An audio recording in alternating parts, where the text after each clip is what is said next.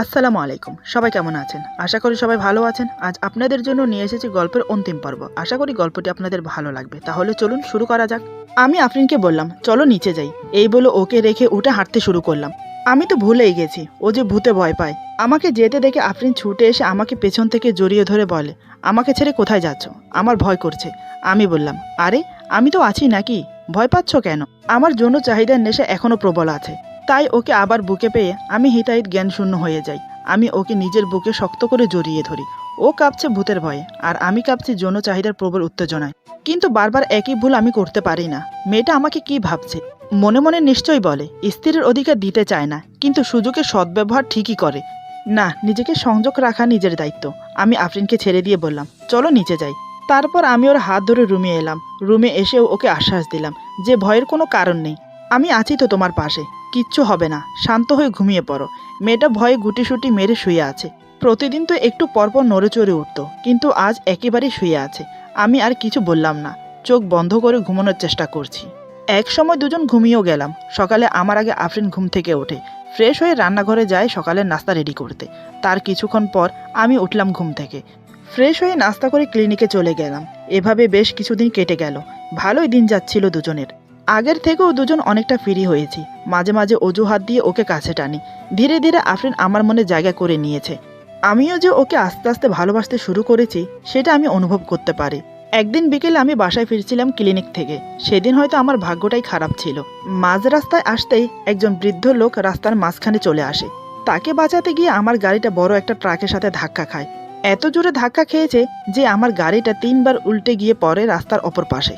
তাতে করে আমি গুরুতর আহত হই, সাথে সাথে অজ্ঞান হয়ে যাই। মাথা থেকে অনেক রক্তক্ষরণ হচ্ছে। অ্যাক্সিডেন্ট হওয়ার সাথে সাথে আশেপাশের লোকজন এসে আমাকে হসপিটালে নিয়ে যায়। আমার সাথে থাকা ফোন থেকে বাড়িতে ফোন করা হয়। আমার অবস্থা খুবই খারাপ ছিল, তাই ডাক্তার পুলিশ কেস জেনেও আমার ট্রিটমেন্ট শুরু করলো। কারণ এখন সাথে সাথে যদি ট্রিটমেন্ট শুরু না করে তাহলে কিন্তু পরে আমাকে বাঁচানো যাবে না। তাই আমাকে তাড়াতাড়ি অপারেশন থিয়েটারে নিয়ে যায়। প্রায় 2 ঘন্টা ট্রিটমেন্ট করার পর আমাকে আইসিইউতে রাখে। আমার অ্যাক্সিডেন্টের কথা শুনে মা বাবা আফরিন ছুটে আসে হসপিটালে। এসে যখন আমার অবস্থার কথা শুনে তখন সবাই কান্নায় ভেঙে পড়ে। ডাক্তার সান্ত্বনা দিয়ে বলে, প্লিজ আপনারা এভাবে ভেঙে পড়বেন না। রোগীর অপারেশন সাকসেসফুল হয়েছে, তবে আইসিইউতে আছে, কখন জ্ঞান ফিরবে বলা যায় না। আমরা আপ্রাণ চেষ্টা করছি, আর বাকি সব কিছু আল্লাহর হাতে। ডাক্তারের কথা শুনে আমার বাবা কান্নায় ভেঙে পড়ে। আমার মা মাথায় হাত দিয়ে বেঞ্চে বসে পড়ে। আফরিন তো অজ্ঞান হয়ে পড়ে যায়। দুজন নার্স ধরাধরি করে কেবিনে নিয়ে যায়। বাবা নিজেকে স্বাভাবিক করে ডাক্তারকে জিজ্ঞেস করে, আমার ছেলের কি হয়েছে? ও বাঁচবে তো? ওর কিছু হলে আমরা দুজন বুড়ো বুড়ি বাঁচবো না। ও যে আমাদের একমাত্র সন্তান, ও ছাড়া যে আমাদের আর কেউ নেই। ডাক্তার বাবাকে সান্ত্বনা দিয়ে বলে, আহা আপনারা এভাবে ভেঙে পড়বেন না, নিজেকে শান্ত রাখুন। ভয়ের তেমন কিছু নেই, বিপদ কেটে গেছে। তবে মাথায় গুরুতর একটু আঘাত পেয়েছে, তাই জ্ঞান ফিরতে একটু সময় লাগবে। আল্লাহ তো আছে, তিনি সব ঠিক করে দেবেন। আর আমরা তো আছি, চিন্তার কোনো কারণ নেই। এই বলে সান্ত্বনা দিয়ে চলে গেল। ডাক্তার চলে যাওয়ার পর বাবা মাকে সান্ত্বনা দিয়ে বলে, তুমি শান্ত হও, সব ঠিক হয়ে যাবে। ডাক্তার তো বলল আরিফ এখন বিপদমুক্ত। এদিকে খেয়াল করেছো, মেয়েটা অজ্ঞান হয়ে গেছে। আমাদের দুজনকে শক্ত হতে হবে, ওদের দুজনকে সামলাতে হবে। তাই বলছি চলো মেয়েটার পাশে গিয়ে বসি, ওকে সান্ত্বনা দেই। আমরা ছাড়া কেই বা আছে ওদের জন্য? মা বলে। কিন্তু আমার ছেলে? বাবা বলে, ওকে এখন দেখতে পাবে না, কারণ ও আইসিইউতে আছে। তার চেয়ে বরং চলো আমরা আফরিনের কাছে যাই। এই বলে বাবা মাকে ধরে ধরে আফরিনের ওয়ার্ডে নিয়ে যায়। মেয়েটা তখনও অজ্ঞান হয়ে আছে। প্রায় ঘন্টা খানেক পর আফরিনের জ্ঞান ফিরে। মা বাবাকে দেখে ফ্যালফ্যাল করে তাকিয়ে থাকে, চোখের কোণ দিয়ে জল গড়িয়ে পড়ছে। বাবা আফরিনের মাথায় হাত বুলিয়ে বলে, মা কি হয়েছে তোর? তুই ঠিক আছিস তো? আফরিন ফুপিয়ে কেঁদে উঠে বলে, বাবা আমার তো সব শেষ হয়ে গেল। ওর কিছু হলে আমি যে বাঁচবো না। মা বাবা দুজন ওকে সান্ত্বনা দিয়ে বলে, মা রে তুই শুধু শুধু টেনশন করছিস। আরিফ ঠিক আছে, ডাক্তার বলেছে এখন বিপদমুক্ত, শুধু জ্ঞান ফেরার অপেক্ষা। এই অবস্থায় তোকে শক্ত থাকতে হবে। তুই শক্ত না থাকলে ওর পাশে কিভাবে দাঁড়াবি? কিভাবে ওর মনের সাহস জোগাবি? ওকে ভালো রাখতে হলে যে তোকে সুস্থ থাকতে হবে। তাই বলছি মা, শান্ত হয়ে মনোবল বাড়া। এভাবে অনেক কিছু বলে আফরিনকে শান্ত করলো। আফরিন এখন নিজেকে স্বাভাবিক করে নিয়েছে।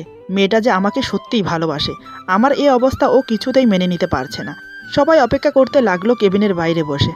এদিকে আফরিন 2 রাকাত নফল নামাজ পড়ে আল্লাহর দরবারে 2 হাত তুলে মুনাজাত অবস্থায় বসে আছে।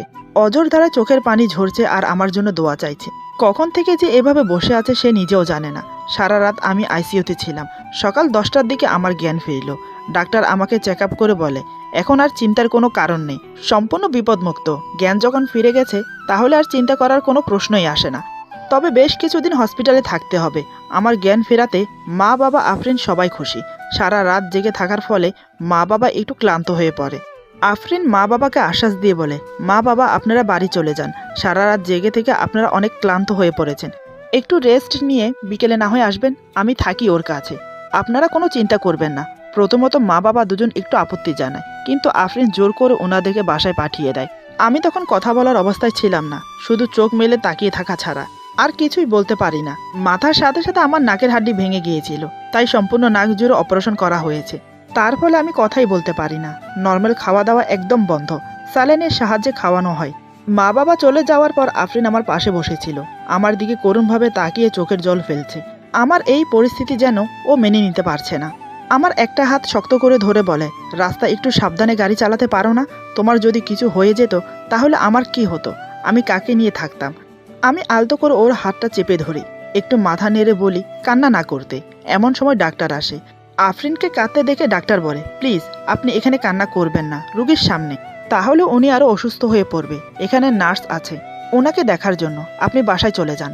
আফরিন চোখের পানি মুছে বলে, সরি ডাক্তার, আমার ভুল হয়ে গেছে, আমি আর কখনো কান্না করব না। আর বাকি রইল নার্স, আমি তো আছি, আমি ওর সেবা করব, তাই নার্সের কোনো প্রয়োজন পড়বে না। যদি কোনো সমস্যা হয় তাহলে আমি আপনাকে জানাব। অনেক অনুরোধের পর ডাক্তার রাজি হলো আফরিনকে আমার কাছে থাকতে দিতে। ডাক্তার যাওয়ার সময় বলে গেল, কান্নাকাটি করা একদম চলবে না। আফরিন একটা ভেজা টাওয়াল দিয়ে আমার হাত পা মুছে দিচ্ছে, মাঝে মাঝে ওর চোখের জল চকচক করে উঠছে। আমি যেন দেখতে না পাই সাথে সাথে ওনা দিয়ে মুছে ফেলছে। আমি দেখা ছাড়া কিছু বলতে বা কিছু করতে পারছি না, তাই চুপচাপ শুয়ে থাকি আর ওর দিকে তাকিয়ে থাকি। মা বাবা বিকেলের দিকে আসে, কিন্তু আফরিন তাদেরকে এখানে থাকতে দেয় না। এখানে থেকে অসুস্থ হয়ে না পড়ে তার জন্য বাড়িতে পাঠিয়ে দেয়। আফরিন হসপিটালে থাকে আমার কাছে, সে বাড়িতে যায় না। আফরিনের সেবা যত্নে এক সপ্তাহের মধ্যে আমি অনেকটা সুস্থ হয়ে উঠি। এখন আমি একটু একটু কথা বলতে পারি। এক বিকেলে আমি হেলান দিয়ে বেডে শুয়ে আছি, আফরিন আমার সামনে চেয়ারে বসে আছে। আমি আস্তে আস্তে করে বললাম, আমার জন্য তোমার খুব কষ্ট হচ্ছে তাই না? আমার জন্য তোমাকে হসপিটালে থাকতে হচ্ছে, আমার জন্য নিজের খেয়াল পর্যন্ত রাখতে পারছো না, ঠিকমতো খাওয়া দাওয়া করছো না, নিজের শরীরের যত্ন নিচ্ছ না, কি হাল করেছো নিজের আমার জন্য। আফরিন আমার হাতের উপর হাত রেখে বলে, ছি, এমন করে বলছো কেন? তুমি আমার স্বামী, তোমার যত্ন তোমার খেয়াল আমি রাখবো না তো কে রাখবে বলো? আমার কোনো কষ্ট হচ্ছে না, আমি ঠিক আছি।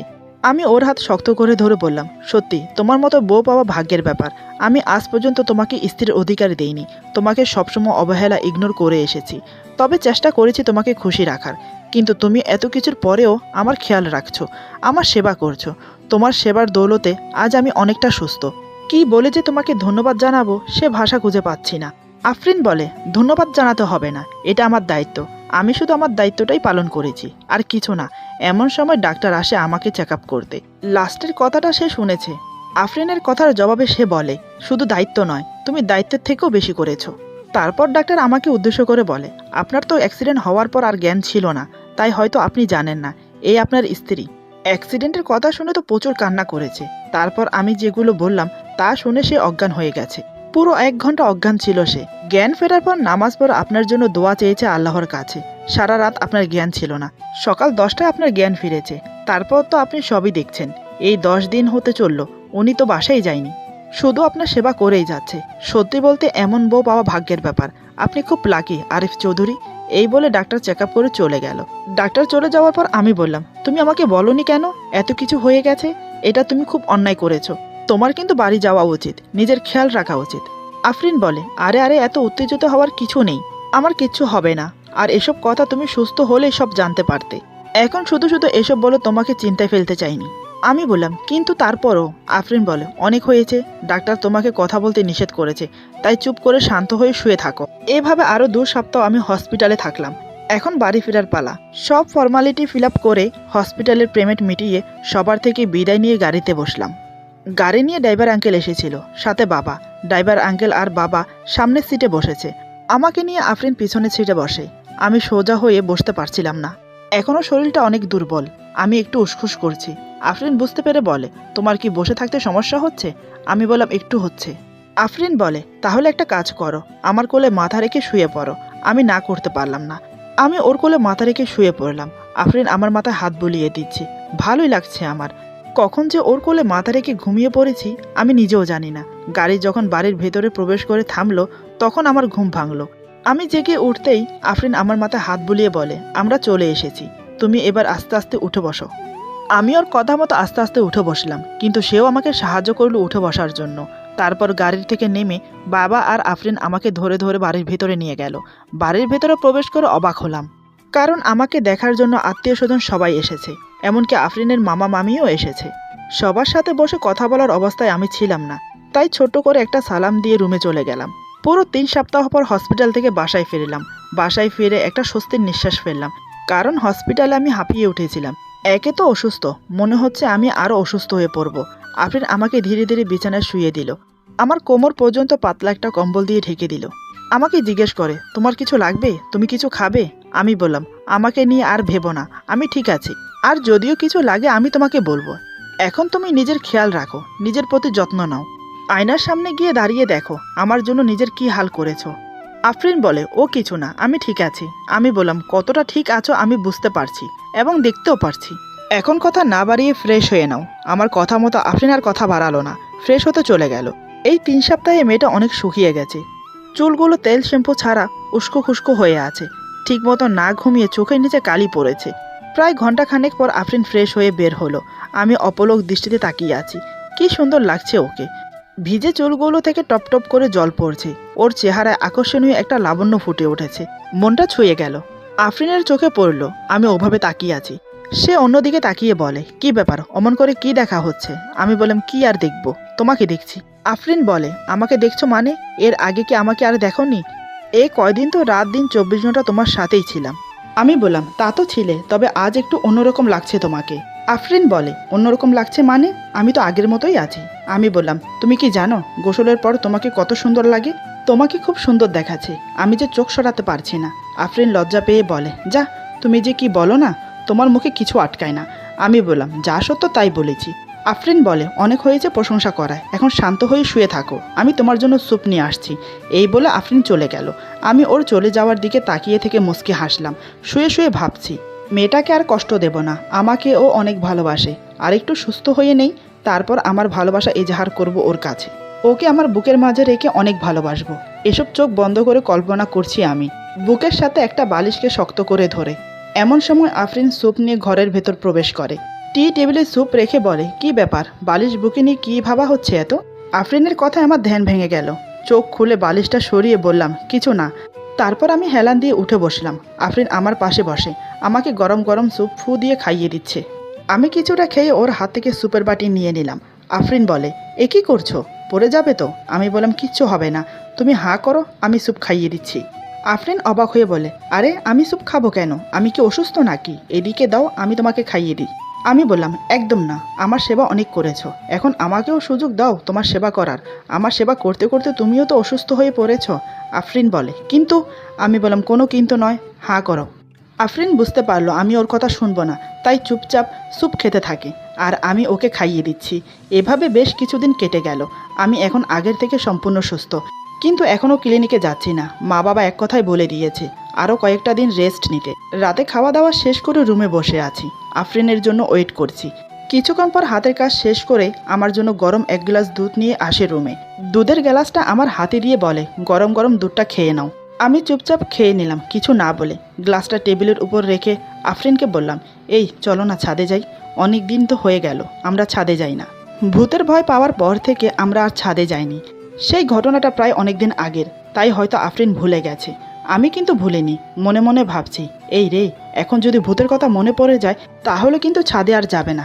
কিন্তু না, সত্যিই আফরিন ভুলে গেছে ভূতের কথা। সে খুশি মনে বলে, চলো যাই। মনে মনে একটা দিক নিঃশ্বাস ফেলে বললাম, বাঁচা গেল, সত্যি মেয়েটা ভুলে গেছে।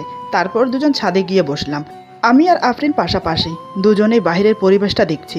আজ আকাশে পূর্ণিমার চাঁদ, ভারী সুন্দর আলো ছড়াচ্ছে, ঠান্ডা ঠান্ডা বাতাস বইছে। বাতাসের সাথে সাথে ফুলের মিষ্টি গন্ধ ভেসে আসছে। ফুলের গন্ধে পরিবেশটা মোমো করছে।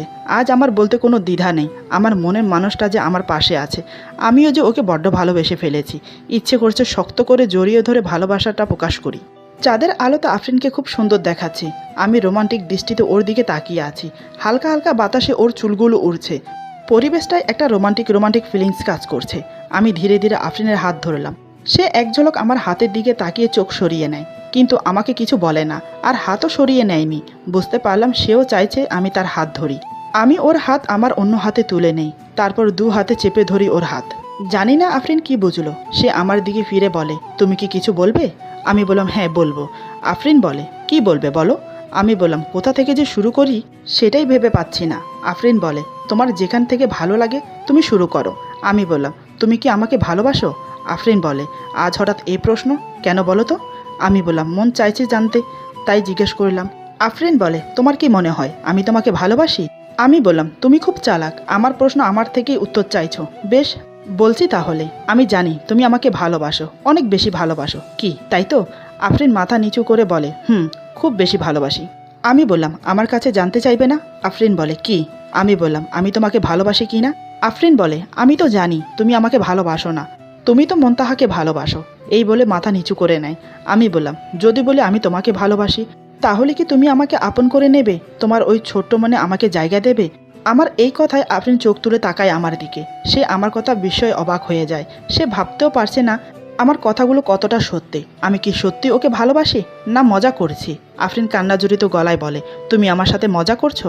আমি ওর ধরে থাকা হাতটা মুখের কাছে এনে একটা চুমো খেলাম। তারপর ওর চোখে চোখ রেখে বললাম, আমি তোমার সাথে মজা করছি না, সত্যি আমি তোমাকে ভালোবাসি। তোমার মায়ায় আমি জড়িয়ে গেছি। তোমাকে ছাড়া আমার বুকটা এখন শূন্য শূন্য মনে হয়। খুব ভালোবেসে ফেলেছি তোমাকে। তোমার বুকে মাথা রেখে সারা জীবন থাকতে চাই। তোমার সাথে একসাথে পথ চলতে চাই। তোমার হাসিতে হাসতে চাই। তোমার কান্নায় কাঁদতে চাই। তোমার দুঃখে দুঃখী হয়ে ভাসতে চাই। বলো, তোমার সঙ্গী করবে আমাকে? কথা দাও তুমিও মন্তাহার মতো আমাকে ছেড়ে চলে যাবে না। মন্তাহাকে হারিয়ে এখনও বেঁচে আছি, কিন্তু তোমাকে হারিয়ে আর বাঁচতে পারবো না। তোমাকে যে আমি আমার জীবনের থেকেও বেশি ভালোবেসে ফেলেছি। আমার কথাগুলো শুনে আফরিন আমার বুকে ঝাঁপিয়ে পড়ে, আমাকে শক্ত করে জড়িয়ে ধরে চিৎকার করে কেঁদে ওঠে। আমিও তাকে শক্ত করে জড়িয়ে ধরি। সে কান্না করতে করতে বলে, এমন করে বলো না, আমি তোমাকে ছেড়ে কোথাও যাব না। আমিও যে তোমাকে বড্ড ভালোবাসি। আমার খুব ইচ্ছে করে তোমার বুকে মাথা রেখে সারা জীবন কাটিয়ে দিতে। আমি ওর মাথায় হাত বুলিয়ে বললাম, এই পাগলি, এভাবে কেউ কান্না করে? তোমার তো খুশি হওয়ার কথা। তোমার আরিফ তোমাকে ভালোবাসে, তুমি তোমার সম্পূর্ণ অধিকার পাচ্ছ, তাহলে কান্না কিসের? কান্না বন্ধ করো। আফরিন বলে, এটা কোনো দুঃখের কান্না না, এটা সুখের কান্না। তোমাকে পেয়ে আমি স্বর্গ পেয়েছি, আর কি চাই আমার? আমি বললাম, তাই বুঝি পাগলি, তাহলে তাহলে তোমাকে স্বর্গের সুখ আরেকটু দেই। এই বলে ওর ঘাড়ে গলায় কিস করতে থাকি। আমার এই কাণ্ড দেখে আফরিন চোখ বন্ধ করে আমার পিঠে খামচে ধরে। আমি ওকে কিস করতে করতে ওর পুরো পিঠে হাত বুলিয়ে দিচ্ছি। এভাবে কতক্ষণ ছিলাম, দুজনে হোশ ছিল না। আর আমরা যে ছাদে বসে এসব করছি তা তো মাথায় ছিল না, কারণ দুজনেই চোখ বন্ধ করে একে অপরকে কিস করে যাচ্ছি। হঠাৎ আফরিন সম্বিত ফিরে পেয়ে নিজেকে সরিয়ে নেয়, তারপর লজ্জায় অন্যদিকে মুখ ফিরিয়ে নেয়। ওর কাণ্ড দেখে আমি বিরক্ত হয়ে বললাম, কি হলো, অন্যদিকে ফিরে আছো কেন? আফরিন বলে, কিছু না, আমরা কিন্তু ছাদে আছি, সেটা ভুলে গেলে চলবে না। বুঝতে পারলাম খোলামেলায় এসব করা ও পছন্দ করছে না। তারপরও আমি ওর হাত ধরে টেনে বুকের সাথে জড়িয়ে নিলাম। মুখের সামনে মুখ এনে বললাম, ছাদ হয়েছে তাতে কি হয়েছে? এখানে তো তুমি আমি ছাড়া আর কেউ নেই। ভালোবাসতে কোনো বাধা নেই, তাহলে আর আপত্তি কিসের? আফরিন বলে, যা দুষ্ট, এভাবে খোলামেলা এসব করা ঠিক না, রুমে চলো। আমি বললাম, ঠিক আছে তাই চলো, তবে আমি তোমাকে কোলে করে নিয়ে যাব। আফরিন বলে, এই একদম না, তুমি অসুস্থ, তোমার কোনো সমস্যা হোক আমি তা চাই না। আমি বললাম, আরে তুমি কোনো চিন্তা করো না, আমি ঠিক পারবো। এই বলে আফরিনকে কোলে করে নিয়ে রুমে চলে এলাম। ওকে খাটের উপর শুইয়ে দেই, বড় বড় নিঃশ্বাস নিতে থাকি। সত্যি বলতে আফরিনকে কোলে করে নিয়ে আসতে আসতে আমি সত্যি হাঁপিয়ে গেছি। আমাকে হাঁপাতে দেখে আফরিন উঠে বসে বলে, আমি বলেছিলাম না তুমি পারবে না, দেখেছো? আমি ওর মুখে আঙ্গুল ঠেকিয়ে বললাম, চুপ, একদম চুপ, কোনো কথা নয়। এই বলে ওকে শুইয়ে দিয়ে ওর বুকে নিজের মাথা রাখি। আমার ছোঁয়াতে ওর হার্টবিট বেড়ে যায়। তার শব্দ আমি কান পেতে স্পষ্ট শুনতে পাচ্ছি। আফরিন আমার মাথাটা ওর বুকে শক্ত করে জড়িয়ে ধরে। আমি ধীরে ধীরে ওর মুখের কাছে আমার মুখ নিয়ে গেলাম। ওর কপালে আলতো করে চুমো খেয়ে বলি, ভালোবাসি, ভালোবাসি, ভালোবাসি। এই বলে ওর ঠোঁটের মাঝে আমার ঠোঁট মিশিয়ে দিলাম। আফরিন সাথে সাথে চোখ বন্ধ করে নেয়। এক হাতে আমার পিঠ খামচে ধরে, অন্য হাতে আমার চুল ধরে। আমি আর আফরিন একে অপরকে ভালোবেসে ভেসে যাচ্ছি অজানা কোথাও। দুজন দুজনের মাঝে হারিয়ে যাচ্ছি। প্রবল উত্তেজনায় দুজন সঙ্গমে লিপ্ত হলাম। আমি আফরিনকে আদর দিয়ে ভরিয়ে দিচ্ছি। এক সময় ক্লান্ত হয়ে আফরিনের পাশে শুয়ে পড়ি। আফরিনকে বুকের সাথে শক্ত করে জড়িয়ে ধরি। সেও আমার বুকের সাথে মিশে থাকে। আমি ওর মাথায় হাত বুলাতে বুলাতে বললাম, ওই দিন রাতে ছাদে ভূত দেখে ভয় পেয়েছিলে, মনে আছে? আফরিন বলে, ভূত? ভূত বলে কিছু আছে নাকি? আমি বিশ্বাস করি না। সেদিন আমি জেনে শুনে ভূতের ভয় পেয়েছিলাম, যাতে আমি তোমার কাছে আসতে পারি। আর হাতটা যে আমার কাঁধের ওপর তুমি রেখেছিলে ভূতের ভয় দেখানোর জন্য, সেটা আমি খুব ভালো করেই জানি। আমি বললাম, তার মানে তুমি ভূতকে ভয় পাও না? আফরিন বলে, কে বলেছে আমি ভূতকে ভয় পাই? তুমি যেমন অভিনয় করেছো আমিও তেমন তাল মিলিয়ে তোমার সাথে অভিনয় করলাম। আমি বললাম, তুমি তো খুব ফাজিল।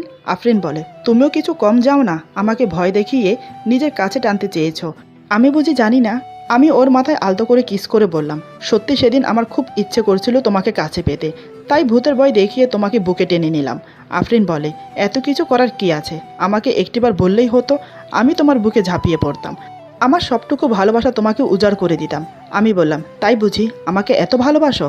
আফরিন আমাকে শক্ত করে জড়িয়ে ধরে বলে, অনেক বেশি ভালোবাসি।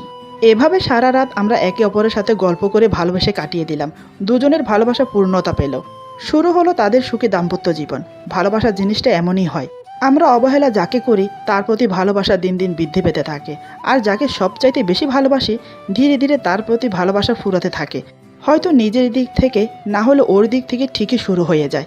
ভালোবাসা হচ্ছে একটা মরীচিকা, তার পেছনে ছুটতে ছুটতে হয়তো কেউ জয়ী হয়, কেউ আবার বিজয়ী হয়, এরই নাম ভালোবাসা। আজকের গল্প এখানে সমাপ্ত। আশা করি গল্পটি আপনাদের ভালো লাগবে। সবাই ভালো থাকবেন, সুস্থ থাকবেন। আল্লাহ হাফেজ।